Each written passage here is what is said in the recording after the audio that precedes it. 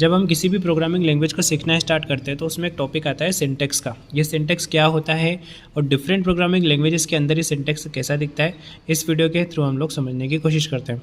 यहाँ पे सिंटेक्स की एक बेसिक सी डेफिनेशन मैंने लिख रखी है, उसको मैं आपको समझाता हूँ। सिंटेक्स किसी भी प्रोग्रामिंग लैंग्वेज या मार्कअप लैंग्वेज का सेट ऑफ रूल्स होता है जो डिफाइन करता है कि कोड का स्ट्रक्चर कैसा होगा। अगर सिंटेक्स का सही तरीके से पालन ना किया जाए तो एरर आएंगे और प्रोग्राम एग्जीक्यूट नहीं होगा।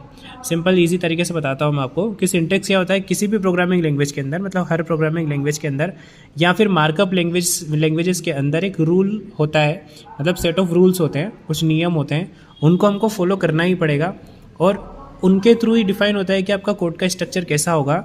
ऑल्सो हम अगर उन सिंटेक्स को फॉलो नहीं करते हैं, यहाँ पे लिखा हुआ है अगर सिंटेक्स का सही तरीके से पालन नहीं किया जाए तो एरर आएंगे और प्रोग्राम एग्जीक्यूट नहीं होगा। मतलब जो भी हमने कोड लिखा हुआ है वो प्रॉपर रन नहीं होगा और आपको एरर आएंगे ही आएंगे, क्योंकि हमने जो रूल्स है उनको फॉलो नहीं किया हुआ है।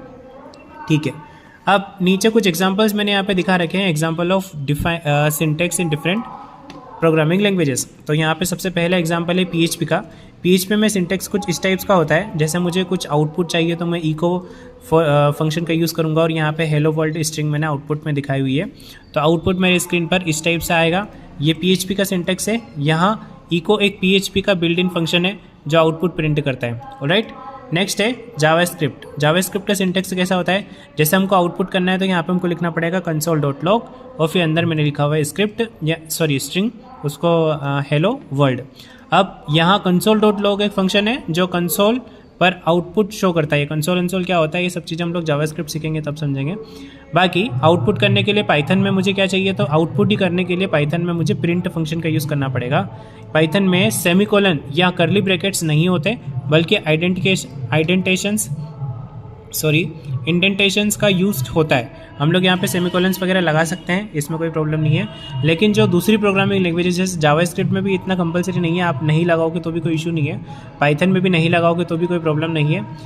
लेकिन कुछ लैंग्वेजेस होती है जैसे कि PHP है, यहाँ पे देखो ये रूल होता है, आपको सेमीकोलन लगाना ही पड़ेगा, कंपलसरी है। ये सेमीकोलन नहीं लगाओगे तो एरर आएंगे और आपका जो प्रोग्राम है एग्जीक्यूट नहीं होगा। यहाँ पे देखो HTML का सिंटेक्स है, HTML का ये सिंटेक्स है। अब मार्कअप लैंग्वेजेस का ऊपर डिस्कस हुआ था, यहाँ पे देखो सिंटेक्स किसी भी प्रोग्रामिंग लैंग्वेज या फिर मार्कअप लैंग्वेज का सेट ऑफ रूल्स होता है। तो मार्कअप लैंग्वेज में हमारी HTML आती है, क्योंकि HTML का फुल फॉर्म ही होता है hyper text markup language.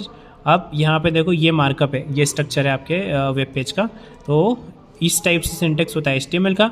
HTML का सिंटेक्स टैग्स के बेस पे होता है, जिसमें ओपनिंग और क्लोजिंग टैग्स का यूज़ होता है। ये जो टैग दिख रहे हैं, बॉडी ओपन और body close, head open head close, title open